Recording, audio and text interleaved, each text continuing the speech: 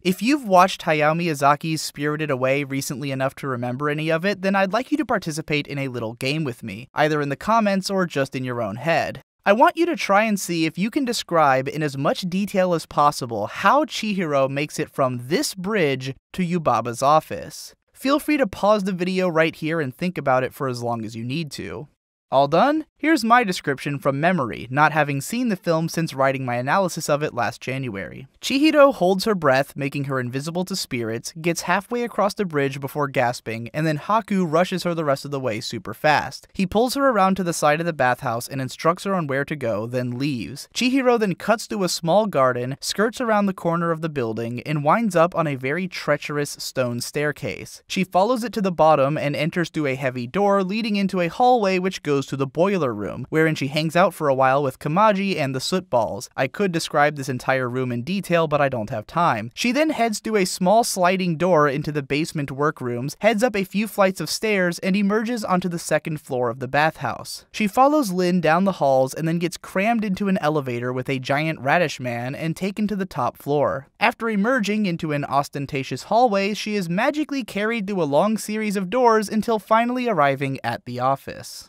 Yubaba's bathhouse is one of the most memorable settings in any of the films that I've ever seen, and I think a huge part of what makes it so memorable is the fact that I completely know my way around it. Even though it's a place that I've never actually been to, in fact it's not a real place at all, at most having borrowed elements from Japanese bathhouses visited by the production team, which only makes it that much more impressive that Studio Ghibli was able to portray it in such intimate detail, I feel like I would already know my way around this place if it were real and I were able to somehow visit. So how did Miyazaki and his team accomplish this? How come I know my way around this place so much better than I do the settings of so many other films? Well, simply put, the journey through this setting is uniquely coherent. From the moment that Haku finds Chihiro in the crowded streets of the Spirit City to the moment that he stops to give her instructions, the characters consistently run across the screen in the same direction through a series of wide-angle frames with tons of visible background details, allowing the audience to maintain a sense of space and direction across the entire trip.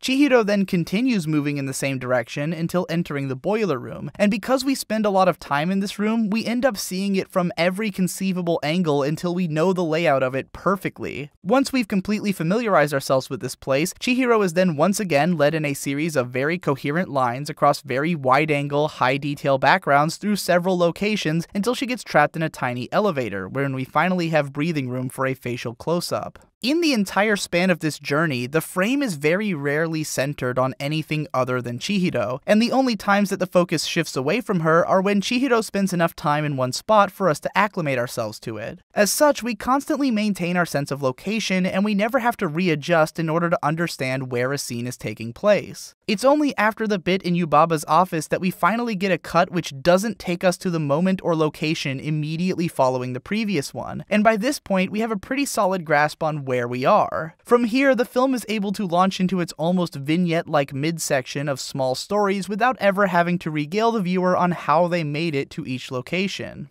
Leading a character through the setting of the story might seem like a pretty obvious way to acclimate the viewer to that location, but it's kind of amazing how rarely it really happens, or how difficult it can actually be to do it if you don't put in the effort. To give you an example of what I mean, I recommend watching the first 15 minutes or so of the first episode of Garzy's Wing. Aside from being one of the greatest 15 minutes of anime ever made for all of the wrong reasons, this entire sequence is like a crash course in how to completely lose and disorient the viewer on where the fuck they are and what the hell is happening. The clips which I am showing on screen right now are in fact not edited at all. This is a sequence of visuals ripped directly from the show in exactly the order in which they occur, during which the main character is teleported from his world into a fantasy world. The entire 3-episode OVA is like this, and while this is a very extreme example, I think that even a lot of mainstream anime and a majority of mainstream Hollywood films often fail to present a coherent or memorable location between their shots, and therefore end up feeling like a meandering clusterfuck.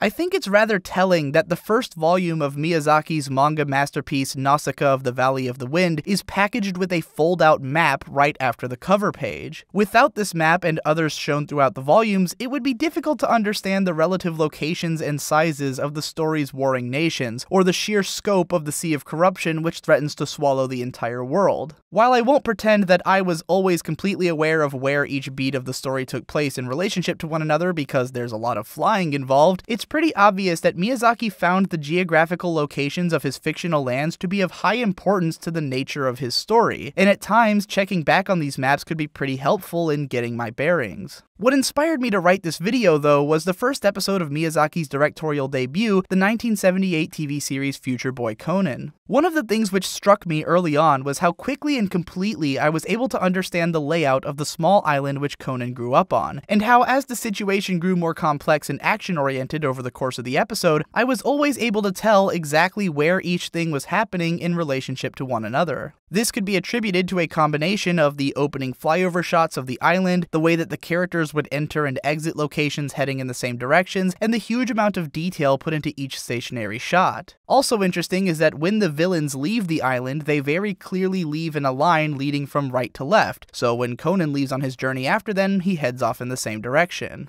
Thinking back on Miyazaki's work, I can remember quite a few locations which stuck with me in much the same way. From Ponyo, I could tell you exactly how to get from Sosuke's house to the nursing home where his mother works on the neighboring island hilltop in about as much detail as I could the scene from Spirited Away, and I'm sure that many of you could easily tell me how one might go about breaking into the castles both of the sky and of Cagliostro. On that note, let me know what your favorite Hayao Miyazaki setting is down in the comments below, or if you can think of any other film settings which you know so well that you could find your way around them without a map. Share this video to anyone whom you think would appreciate it, and support me on Patreon if you'd like to help me with making more videos like this. Thanks again for watching, and I'll see you in the next one.